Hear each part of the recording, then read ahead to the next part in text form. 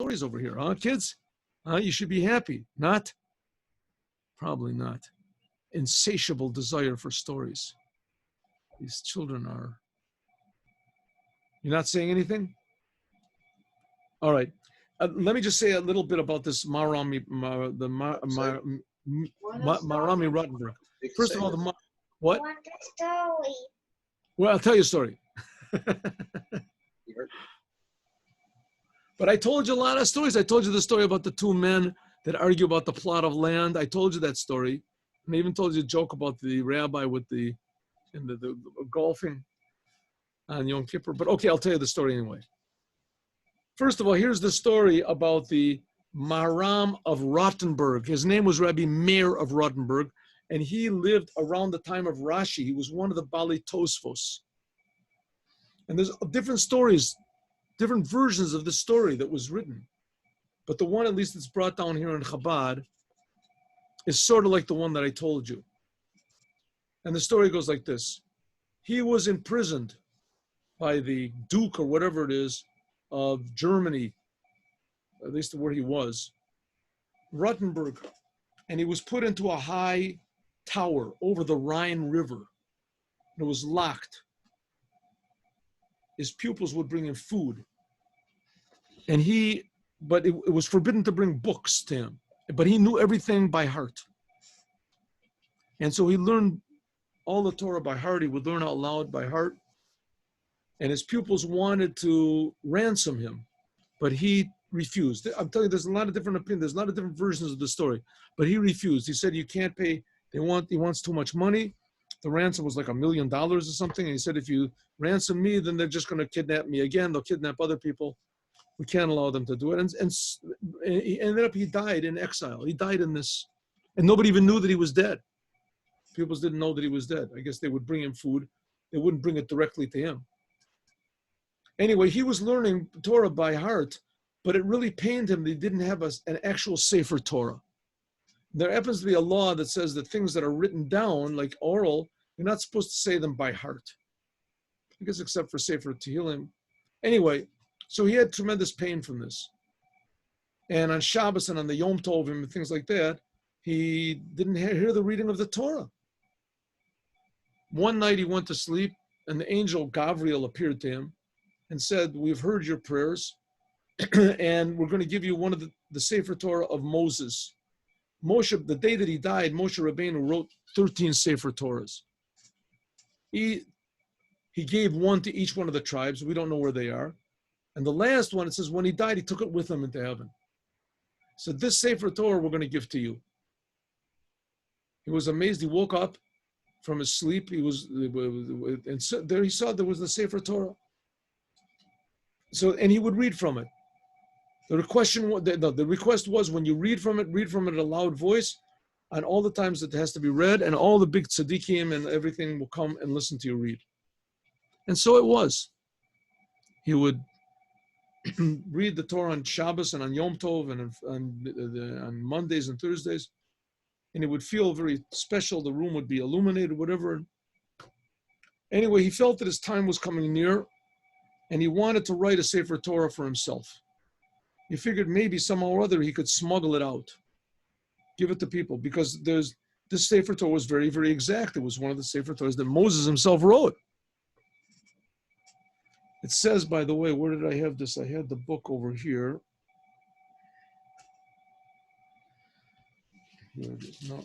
Okay, so he says, so he had his pupils smuggle into him parchment, must have been small, and he copied the whole Torah. They allowed him to have in his room a pen and ink in order to write down his ideas, and paper. So he wrote, and he made a small Sefer Torah. And somehow or other he got wood, and he put it into the wood, and he put a little note in there that it was his Sefer Torah. He had read it, and he had written it, and he put it in this box, and he sealed the box, and he threw it out the window. It must have been fairly small. He threw it out the window, and it landed in the river, and it floated for weeks until finally it came near the city of Worms, Vermiza, and the non-Jewish non-Jewish sailors or whatever, they saw it, and the fishermen, but they couldn't get their hands on it. The box kept eluding them. And they asked the Jews, and as soon as the Jews got there, the Jewish fishing men, the box got closer to them. They picked it up and they brought it. And then the non-Jews, they couldn't open the box up, and they just left it.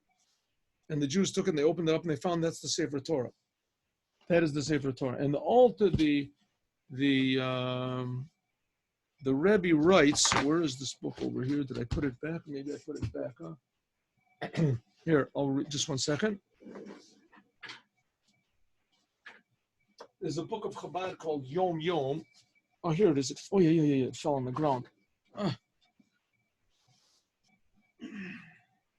Sorry.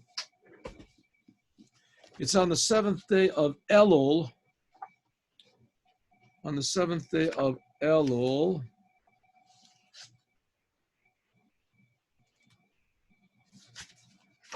And it says like this. 7th day in Prague, there is a Sefer Torah which has been, that they received, that they say that it came from Ezra HaSofer. Ezra HaSofer was before the Second Temple, right in the beginning of the Second Temple. He was one of the Anshe Knesset Gadola. So that means it's like 2,500 years ago. A Sefer Torah, 2,500 years ago. And it's only read on Simchas Torah, and they roll it up to Parsha Shema. Now, it could be that these were all destroyed by the Nazis, could be. Anyway, it's only read on Simchat Torah, and they roll it to Parshat Shema. Said the previous Lubavitcher Rebbe, when I was in Prague in the year Tuf Reish Samech Chet, which means 19, no, which means, I'm sorry, Tuf Reish Samech Chet, which means 1908. Is that right? Could that be right? Yeah. Huh? Yeah. 1908. I saw this. The previous Rebbe, that's right, he was born in Tuf Reish Mem. So it means he was 28 years old, and he saw, and it was written, the word Petzua Daka, it was written with an aleph. There's different opinions. Some people say it should be written with an ayin. And also when worms, this is the part we want to know. In the year Tuf Reish Samech Zayin, a year before that, 1907, I saw the Sefer Torah that they say that it came from the Maram of Rottenburg. And there also is written the word Petzua Daka. The Daka is written on an aleph. So the Rebbe said that he saw this book, saw the Sefer, that it's there. There are people that say that it is not the book, and they bring proofs, and there's other, but he says, but this is what's been accepted for generation to generation, that this book came from the Marami Rottenburg. In other words, the book is, I don't know, 800, the Sefer Torah must be like 800 years old, 850 years old, which has nothing like the book which was corrected by Ezra, which is 2,500 years old. So there we see that the Torah is eternal. It's given to us. And just so that the kids will feel good, I would advise you to buy this so you can see, but I'll just tell you in a very short way that there was a person called Baruch Batlan, and he was one of the, anyway, he inherited this house. The house had been owned by two religious Jews, a man and his wife, and they gave a lot of charity, but they used to curse a lot. They would curse people, and the man also, even though he was a religious Jew, but he was a drunkard, and he used to play cards and have all these terrible friends all over and have these weird parties. And both of them died young. And from their house, after they died, nobody moved into their house. There came all these noises and shouts and screams and yelling. And it got worse and it got worse all the time. They tried to do other things in this house and make other things. The spirits would come and scare people and frighten people, and it was just impossible. Person tried to make a storehouse underneath and these he saw these horrifying faces, and so this person Baruch Batlan, he went to the Baal Shem, which was the Baal Shem at that time, was the Baal Shem of who? Yoel Baal Shem. Yoel Baal Shem. That was a Yoel Baal Shem of Zamoshtach.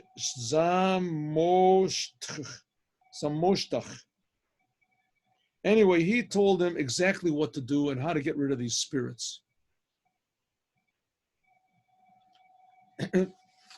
First of all, he asked what type of, who you lived there before, what they used to say, and etc. Okay. This whole story happened in the city of Posen. Said every night a crowd of Jews and non-Jews would gather around the house and listen to the screams and the yells that would happen, that came from the house. Nobody knew what to do. All the tenants of the house, they all moved out because they couldn't stand the screaming. Now this happened in the city of Posen. The mayor of the city of Posen,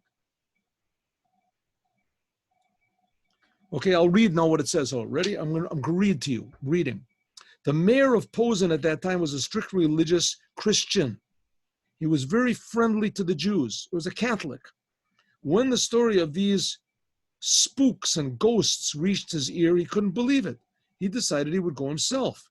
So one day he went to the street. The street was called Portugal Street because the Jews that lived there were Jews that had run away from the Inquisition.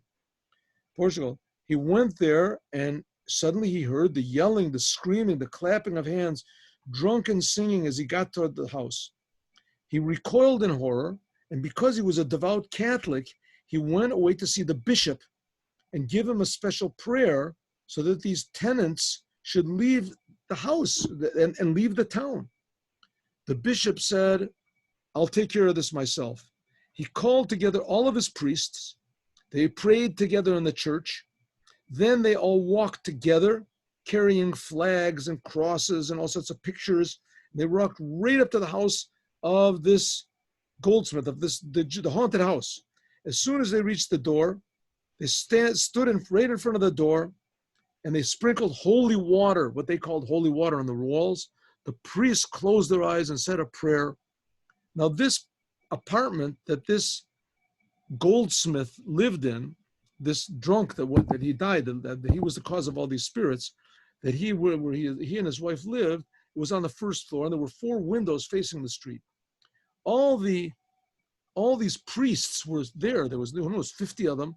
They were in the middle of their prayers, facing these windows, and it seemed like everything was pretty quiet.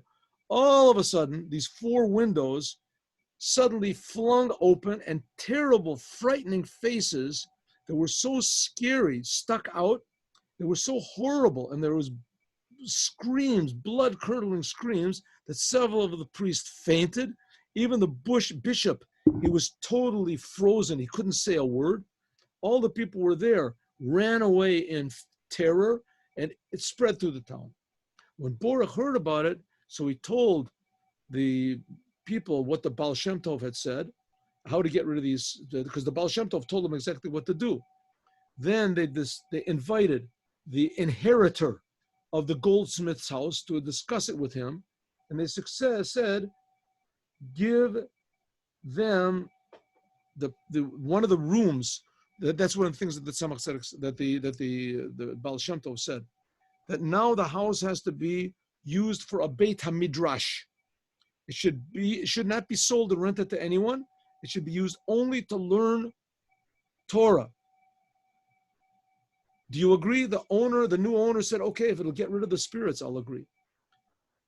The 10 Chassidim of the Baal Shem Tov walked from the synagogue they had, carrying 3 Sefer Torah that they had. They were followed by hundreds of men, Jews and non-Jews, to see what happened. They got to the door, and the screams were worse than it was before. But the 10 men they weren't afraid. They had the Baal Shem Tov's blessing.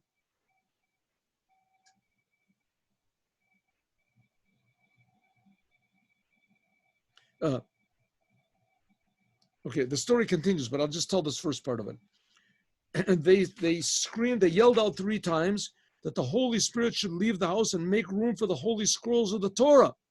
But when the screams from the house got even worse and worse, it sounded like, lions were rolling and everything. So therefore, 2 of the first ones broke the door down. 2 of the Chassidim, they rushed at the door and they broke it down. As soon as the Jews, and they went in, as soon as the Jews with the Sefer Torah went into the house, all of a sudden you heard breaking glass. Every window in the whole house was broken. All of a sudden, all these weird creations, all of them were as black as the night. They all had weird wings that flapped, and they all flew through the windows, letting screams and shrieks because they were trying to escape with their lives from the Sefer Torah. The holiness of the Sefer Torah drove them away. They left a sickening smell in the room that they were just in, and a terrible smoke filled the atmosphere. But as soon as the minyan entered the room and started to pray, the smoke went away. Everybody was amazed by what happened. There's a continuation to the story, and we'll talk about that, God willing, next time.